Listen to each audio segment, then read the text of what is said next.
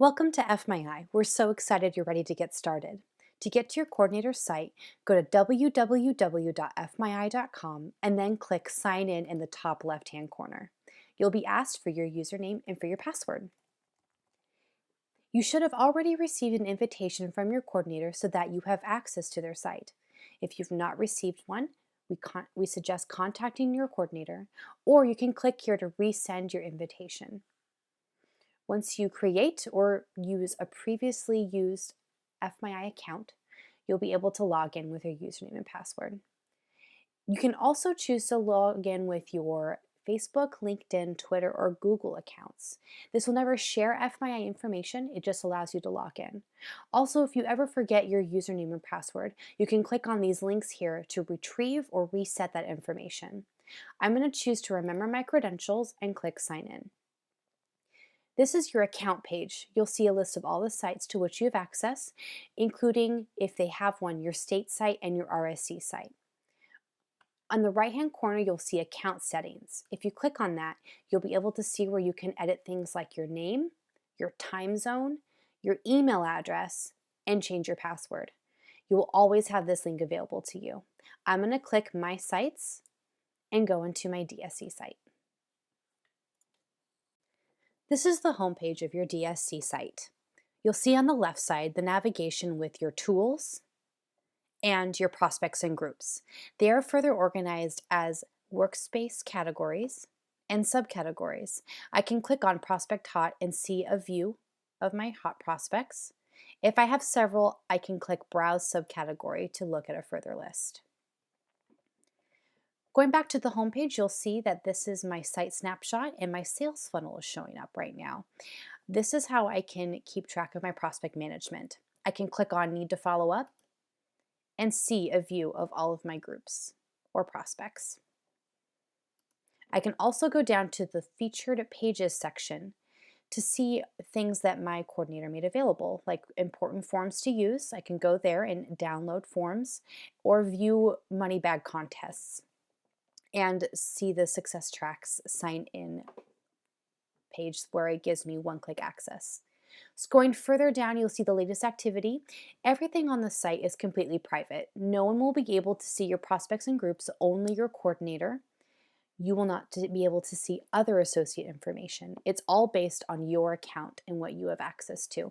So you can see the information down here is just my activity or those of my DSC or other agents that have access to my prospects and groups because I made it that way. You'll also see the calendar here. You can click on My Calendar to view that. We'll go over appointments later. And then People to see my profile page and put my picture in.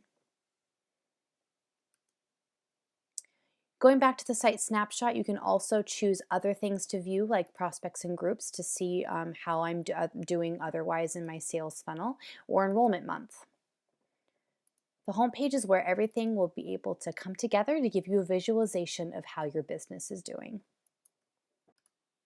Now you're ready to start using the site for your prospect and group management. The easiest way to do that is to import your book of business or your own personal list of contact information into the site so that you don't have to add each one manually. There is a video and guide that shows you specifically how to do this on the AFLAC support community site.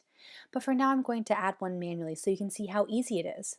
This is what you'll need to do in the future when you get new prospects. So on the home page of the site or anywhere else on the site, you'll always see your prospect and groups showing up over on the left.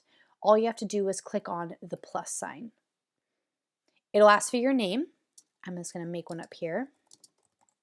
You can put in a description, maybe something important or specific about the business. Maybe they have 2 locations. You'll see here that pops up in a green box. It warns you if you're about to add a duplicate prospect. Sometimes you'll come into this if you have a lot of stuff going on. You might accidentally add something twice, so it will warn you.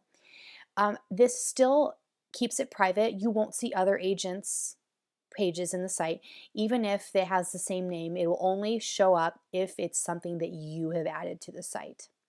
I'm going to scroll down to prospects and groups here, and it shows up where you can check it off as a prospect hot. It's very important, especially if you want it to show up in your numbers. And then step 2 says select search labels and custom data. This is only relevant if you're adding a group to the site.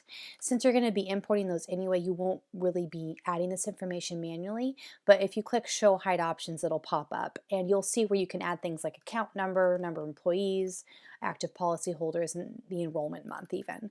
But this is stuff that we will not add yet. So what I'll do is I'll just click hide for now. Scrolling down, step 3 is where you can set up the members and access level. So this turns out that this is always private, no matter what. So you will never have to worry about other people seeing your groups or prospects. It will only be shown to others if you specifically change the settings in this section. So it's set to private already. And then on the left-hand side, this is where you can give other agents access.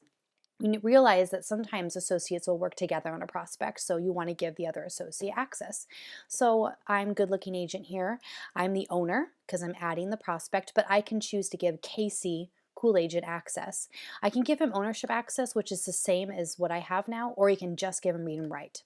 Read and write means they can't delete the prospect, they can't change things like the subcategory, or they can't delete things from the prospect's workspace, but it still lets them post information and see the prospect in the site. I'm going to click Create Page and add contact info, and I'm going to add Al's information.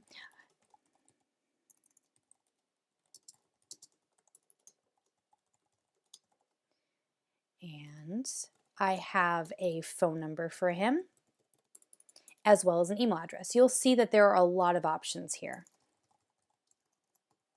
So I'm going to scroll down to add contact info. And I just added a page to the site. You can see it takes minutes. It is very, very simple. So you can even put in your own image here. I go up to the action bar here on the right and I choose edit page name and description and edit page image. So that allows you, maybe there's an accidental typo or something like that, and then you can upload your own image for Al's Flower Shop. So the first thing you want to do is you need to put him in your sales funnel so that he shows up on the site snapshot on the home page of the site.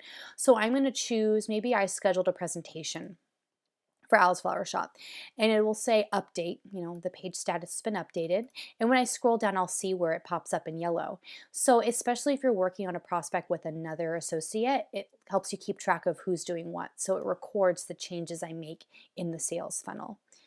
So scrolling down, you can see there's an actions bar here. It will let you, maybe you want to edit and add something later on, or you can delete it. So this is what shows up on anything you post on the site.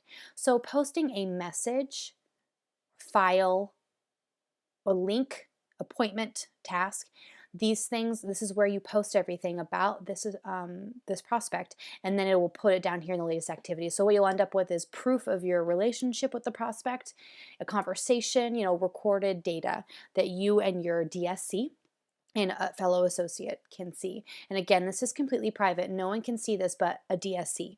DSCs are site administrators, so they see everything. If you're ever put into a position where you think people are seeing your information, check over here on the right-hand side, members and access, and make sure, see who can see it. Make sure it says only 2 people. And then maybe click edit and make sure that right down here it's private. So everything is private for you. So what I'm going to do is I want to remind myself to follow up with Al about something. So the best thing to do that, way to do that is to go over here to remind me, and you can say 1 week. And maybe you need to call Al about something. I can even change the time. I'm going to click Add Task. So the site will send you an email in a week reminding you to call Al. Once you call him, you can click here on the checkbox and it'll cross it out and say it was completed. So that is a task. The Remind Me drop-down bar is just an easy way to do it, but if you want a more detailed task, maybe you want to add other people to the task or put more information, just click on Task here in the center. And you'll be able to then type in more detail. Maybe you want to get paperwork ready. And you want to give yourself a specific due date. And you want to also include Casey because he's responsible too. So the send alert options here too. So it'll tell Casey that you set up this task, and he'll receive a reminder email too if you set one up. Maybe you want one an hour before. So that's reminding you and others to follow up. Messages work the same exact way, so that's how you can post maybe a comment. Maybe you talked to Al on the phone, and you can post that too. And this is how you can keep your other agents or your DSC. You can click show more and your DSC will show up in the loop. An important aspect of this also is the shared calendar on FMYI. There are more details about that. There is a video and a guide all about the calendar, but I'm just going to show you real quick how to add an appointment. So I'm going to type in meet with Al to go over MO138. You can do more information here. Start and end date. I don't want to meet at 1 a.m., so I'm going to do 1 p.m. And I'm going to send myself a reminder email an hour before so I remember to come. Casey's going to go with me because he's also on this case with me, and I'm going to choose this send an alert to the people that are responsible. That will send an email to me and Casey. In that email, there's something attached called an ICS file, which means if Casey uses Outlook or Gmail or Mail, he can open the email, see that attachment, click on it, it'll add it to his calendar. FMYI calendar, you can view that over here on the left. There's a calendar tab. I'm going to go to my calendar here, and you'll see get paper. My tasks show up here too. And then also, more importantly, meet with Al to go over MO138. Your calendar is shared with other people, so it's a great way to keep track of your DSC when they're available. You can schedule time with your DSC, and yes, you can push this forward to other calendars. There's more information about that on the calendar guide. So that wraps it up with this Get Started video. We wanted to keep it quick and short. There are more videos and guides on the AFLAC support community site, so visit there if you want to go into more detail about all the great features available in FMYI that make it easy to manage your prospects and groups and have a successful business.